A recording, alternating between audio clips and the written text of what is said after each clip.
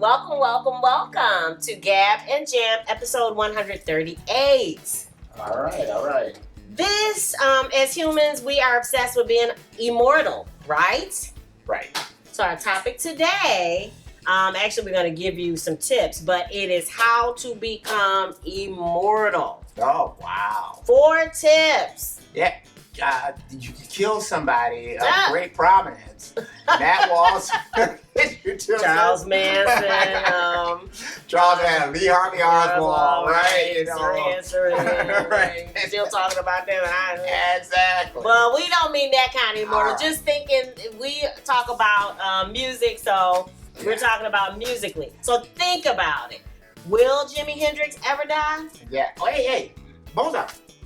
Will Mozart ever die? Amadeus. Ludwig van Beethoven. No, look right. at I mean, all these people. Right, yeah. Brahms, so. Janis Joplin. They keep talking about. They got the new T-shirts out for her. Stravinsky. Yeah. Ravel. Yeah. All these names. Aaron Copland. So I don't care where we get. Charlie Parker. Yeah. Dizzy Gillespie. Yes. Miles Davis. Yes. Any of these people. Are there? Johnny Cash. Yeah. Are these people ever gonna go? Chuck Berry. Of course, Michael Jackson and Prince. You can forget it. Forget it. Yeah, just all of these people that throughout history that we have kind of sometimes you weren't even aware of music during their lifetime. Right. And there's probably tons of people who are influenced by John Lennon's music. Right. And they probably weren't even here when John Lennon was on this earth. But it has been like this huge influence on their lives. That is the good thing about music. Going back to the Sugarman documentary we talked about on our music documentary episode. Right.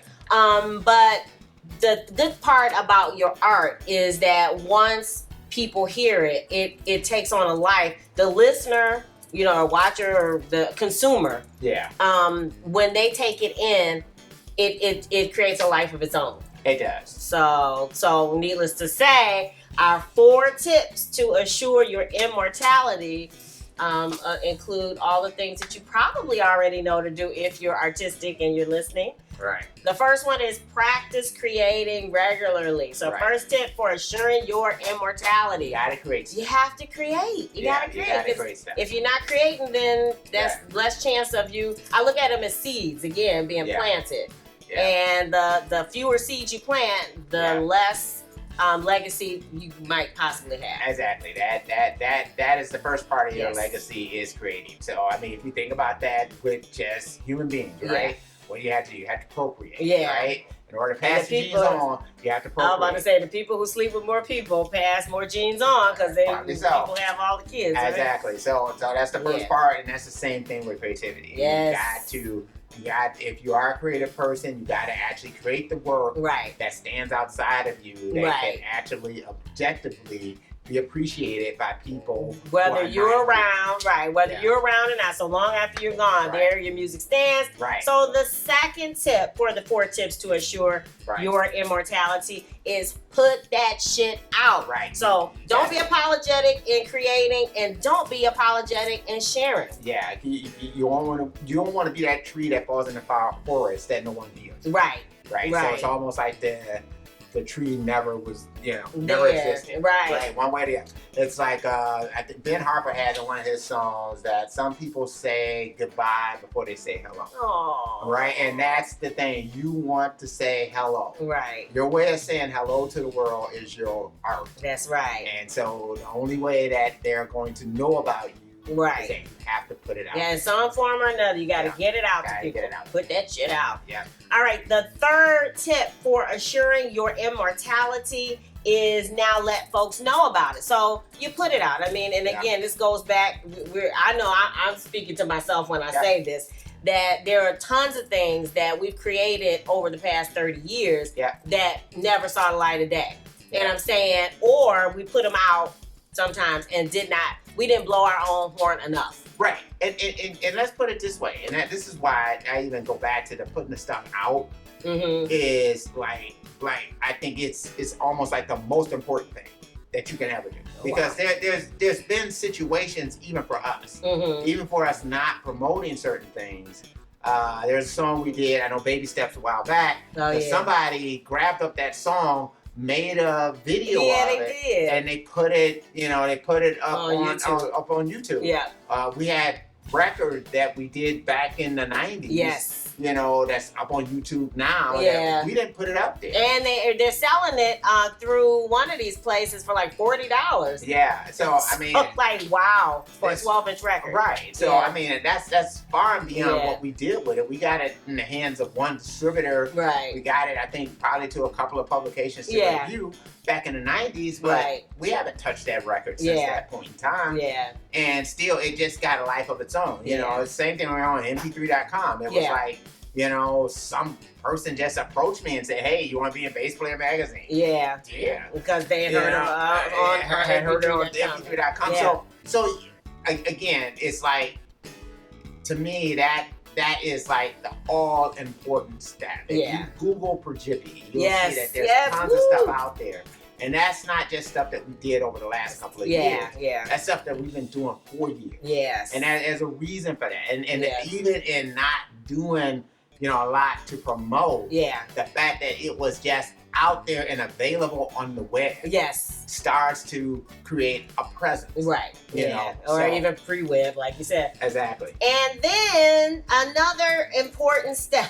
Right. I keep saying they're all important because these are the fundamentals. It is. Is repeat. So again, create, put it out, let folks know about it. Create, put it out, let folks know about it. Just keep doing it. It's a cycle of life. It is. It is. And if you think about it as that way, it is that endless cycle of life. Yes. That kind of automatically keeps going. I mean, the reason why we're going to start hearing just so many different things from Prince is because Prince basically seemed like he created every single day of his life. Yeah. It's like it was just an endless flow of songs that he did. Yeah. And he kept it. Yeah. And so, it didn't all come out, but now, we're finding out with his estate that there's this other stuff that they can just continually put out. Yeah, and he had tons of pictures too. Stuff. Yeah. So not only, just everything, he was creating constantly, taking pictures constantly, doing things. Yeah. And I'm not saying that we all can do it on that level, but, if you can do an eighth or a 16th of what Prince did, I mean, and that's doing a whole bunch. That is the beautiful part. Again, I go back to that DIY rockstar thing because you can do it yourself. You don't have to wait for anybody to do it. Right. Putting up a podcast is free. I mean, the tools that you need really just need a cell phone. It's so easy to upload it. Putting out a book is easy now. Yeah. All of this stuff. None of this stuff is as difficult as it was in the 20th century. No. There's a lot of stuff that we do today. Like I was lamenting the fact when we lost power. Oh, yeah. Because we had a storm, like in 1978, the same thing that causes us to have power outages in 78 still causes power outages in 2020. Yeah. That is a problem. Yeah. However, the way that you had to put music out, the way you had to publish books, movies, whatever, from the 20th century is completely different. And it's a great equalizer because anybody can do it and nobody can stop you. Nobody can censor you. Right. Now, the different platforms you go on, there are some, but that's a different topic for a different day. That is. And it's getting even heavier on those platforms, which is making it more imperative that you control how your stuff gets on the web. Yeah. That you have more control over that because the Facebooks, the Twitters of the world, they're increasingly, they're being told by people to censor. Yeah. They're being told by people to censor. And I don't care what side you lay on the political spectrum, that's a problem. But as an artist, you want to speak your heart. So if it offends people, that's their problem. However, if you put it on the platforms, you have to be prepared. You have to be cognizant of that because now they're starting to feel like they need to police and to make sure that we don't hear stuff that might make us do stupid stuff. Meaning that, you might hear stuff that might make you not believe in coronavirus. So you might do something stupid. So we got to protect you. And, this thought police thing, I just really have an issue with that. And just from an artistic standpoint, again, this is, when you talk about free speech, and I'm kind of going off the rails a little bit, but I'm coming back. All right, at least I recognize it.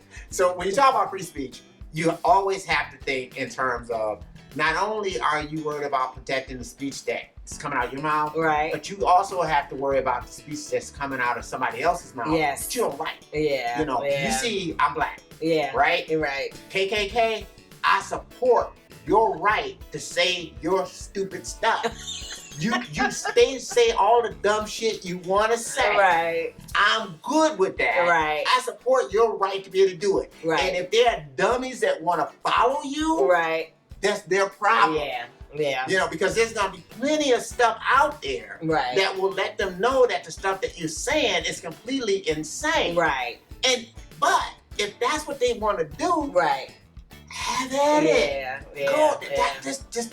that's what's lovely about America. Right. That's what makes America special. Right. You can be as stupid as you want to be. Dumb as a damn bag of rocks. Oh my goodness. Cool. Right. You know what I mean? Right. That's where you want to roll like that. Yeah. You know what I mean? Yeah. But we don't need the thought police from these other places trying to tell you what to do. I'm about to say Google McCarthyism. Right. And because you need to be able to speak. If you're an artist, you want to speak what's on your heart. So you want to, at the end of the day, you want to be able to control your content. And so we're gonna have sounds like we're gonna need to do another episode about that. So check in next week because we'll put something together for that. Okay. All right. Wait a minute. What's coming up next? Funk album. Talk about controlling your content. Yes, you know, you'll see it coming out on CD. We're thinking about just all kinds of different ways to get the music to you. Yes. You know, the streaming services. Yeah. You know. Follow us on Spotify. Bourgeoisie Paper Jam. Please follow us on Spotify. We're gonna try to Apple Music. Yeah, wherever. Bandcamp is gonna be a little something special for you. Yes. So if you follow us on Bandcamp, you purchase stuff on Bandcamp. There'll be some special stuff out there for you. So that's another thing. Again, all that stuff is going towards controlling your content, controlling your destiny. Yes, this is the way that you do it. This is the way you become immortal. This is the way you do it. If you dig the vibe, be sure to subscribe. We're wishing you love, peace, and chicken.